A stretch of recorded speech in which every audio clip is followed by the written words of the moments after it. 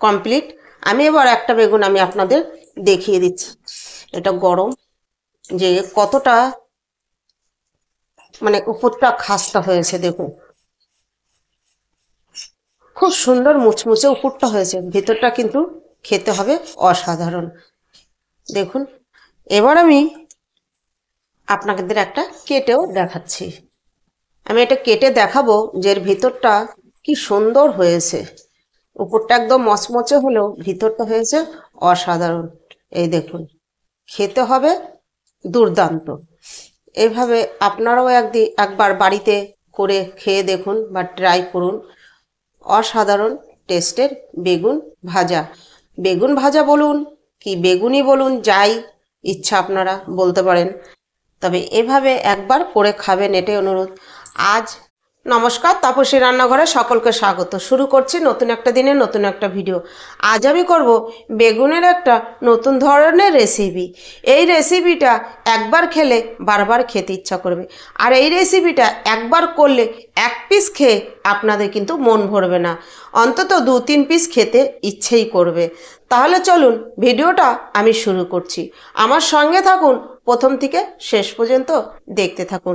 এখনও পর্যন্ত আমার চ্যানেলটা যারা সাবস্ক্রাইব করেননি, অবশ্যই আমার চ্যানেলটা সাবস্ক্রাইব করে আমার পাশে থাকবেন। আর আশা করছি এই ভিডিওটা আপনাদের কাছে খুব ভালো লাগবে। দেখুন, আমি এখানে একটা এরকম বড় সাইজের বেগুন নিয়েছি। আপনারা বেগুন যে কোনো সাইজের নিতে পারেন, বাড়িয়ে বা কমিয়ে, যে যেরকম পরিমাণ করতে চান সে সেরকম পরিমাণ করতে পারবেন। আমি এখানে বেগুনটা প্রথমে কেটে নিচ্ছি। প্রথমে কিন্তু বেগুনটা আমি ভালো করে ধুয়ে নিয়েছি কাটার আগেই। এবার আমি একটু মোটা করে পিসগুলো করে নেব। এই দেখুন, ঠিক একটু মোটা করে করে নেব। এই রেসিপিটা করার জন্য বেগুনের পিসগুলো কিন্তু একটু মোটা করেই করতে হবে। দেখুন, আমি 4 পিস বেগুন নিয়েছি একটা থেকে, আর বেশি নেব না। আপনারা এর থেকে বেশি কম নিতেই পারেন। এবার এই যে যে বেগুনটা দেখুন ঠিক কতটা মোটা আমি করেছি। এবার বেগুনটা এরকম ছুরির মাথা দিয়ে আমি সমানভাবে এই দেখুন ভেতরটা কিন্তু চিড়ে নিচ্ছি। এই রেসিপিটা খেতে কিন্তু দারুণ হয়। আপনারা এই রেসিপিটা যেভাবে ইচ্ছা খেতে পারেন। বেগুন ভাজার মতো হলেও খেতে পারেন, মুড়ির সঙ্গেও খেতে পারেন, আবার ভাতের সঙ্গেও খেতে পারেন। দেখুন, ঠিক আমি এইভাবে কিন্তু চিড়ে নিচ্ছি, তবে পুরো 2 টুকরো করবো না, একটুখানি জায়গা আমি যে জোড়া রেখেছি। এই দেখুন, এবার আমি বেগুনগুলো ধুয়ে নেব। দেখুন, বেগুন আমি ভালো করে ধুয়ে নিয়েছি। এবার দিয়ে দিচ্ছি বেগুনের মধ্যে সামান্য চিনি, 1/2 চা চামচ চিনি দিচ্ছি আমি 4 পিস বেগুনে। দিয়ে দিচ্ছি পরিমাণ মতো একটু নুন,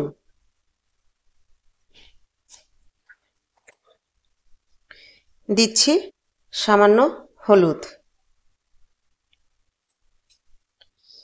এবার দিচ্ছি সামান্য লাল লঙ্কা, কাশ্মীরি লঙ্কার গুঁড়ো। এবার সব উপকরণগুলো দিয়ে আমি কিন্তু ভালো করে এপিট ওপিট করে মেখে নেব। 2 পিঠেই যেন সব উপকরণগুলো ভালোভাবে লেগে যায়। দেখুন, আমি ভালো করে সব উপকরণগুলো 2 পিঠে কিন্তু ভালো করে মেখে নিয়েছি। এবার এটা সাইডে রেখে দেব 5 মিনিটের জন্য। আমি এখানে একটা মিক্সিং জার নিয়েছি। আমি দিয়ে দিচ্ছি 1 চামচ পোস্ত, আর দিচ্ছি 1 চামচ সর্ষে। এটা আমি প্রথমে শুকনো অবস্থায় একটু গুঁড়ো করে নেব। দেখুন, এটা আমি শুকনো গুঁড়ো করে নিয়েছি। এবার দিয়ে দিচ্ছি এরকম ছোট ছোট 5টা কাঁচা লঙ্কা, আর দিয়ে দিচ্ছি কিছুটা পরিমাণ ধনেপাতা। এটা দিয়ে আমি একদম শুকনো শুকনো করেই একটা স্মুথ পেস্ট করে নেব।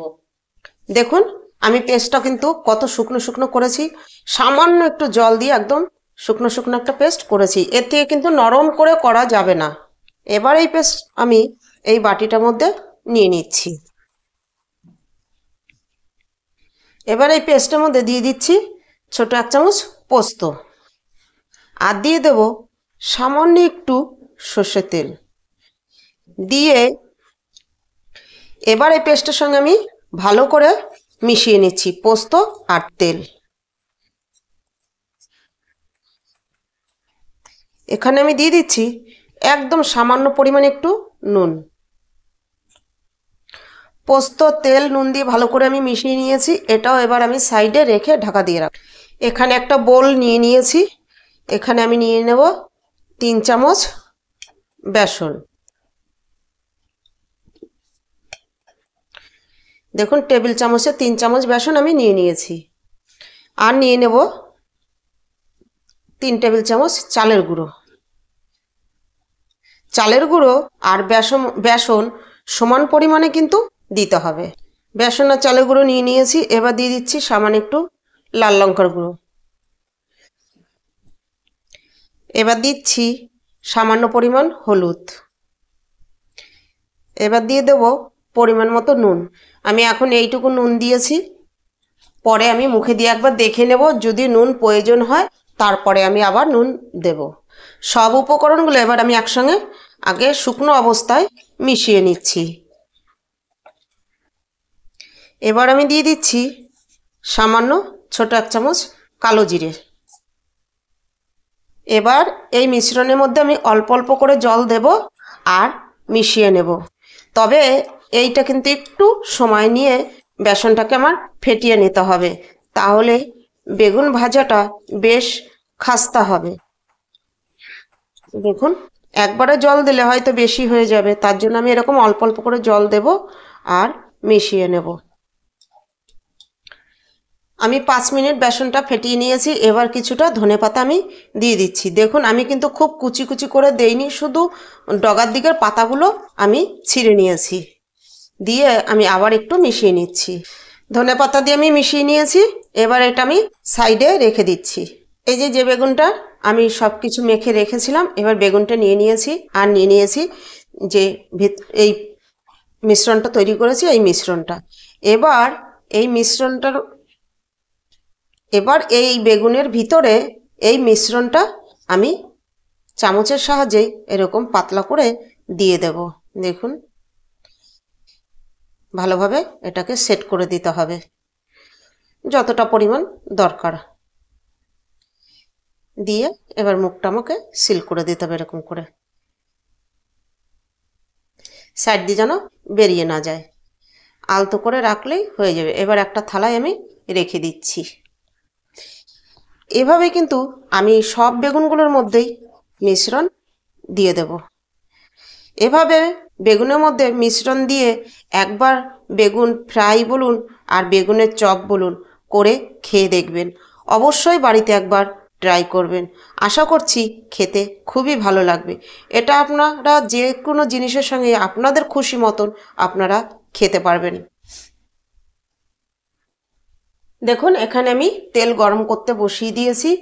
এবার 1 পিস বেগুন আমি নিয়ে নিয়েছি। এবার দিয়ে দেবো এই ব্যাটারের মধ্যে। দিয়ে এরকম করে ভালো করে আমি ব্যাটারটা লাগিয়ে নিচ্ছি। দেখুন এবার লাগিয়ে নিয়ে এরকম করে আমি এবার দিয়ে দেব।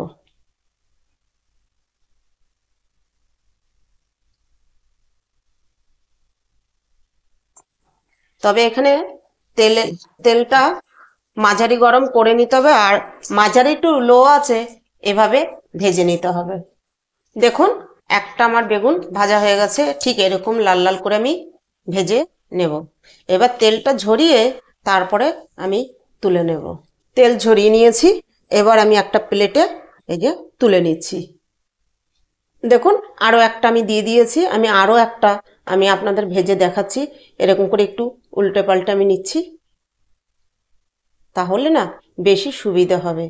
দেখুন এবার আমি এটা তেলে দিয়ে দেব।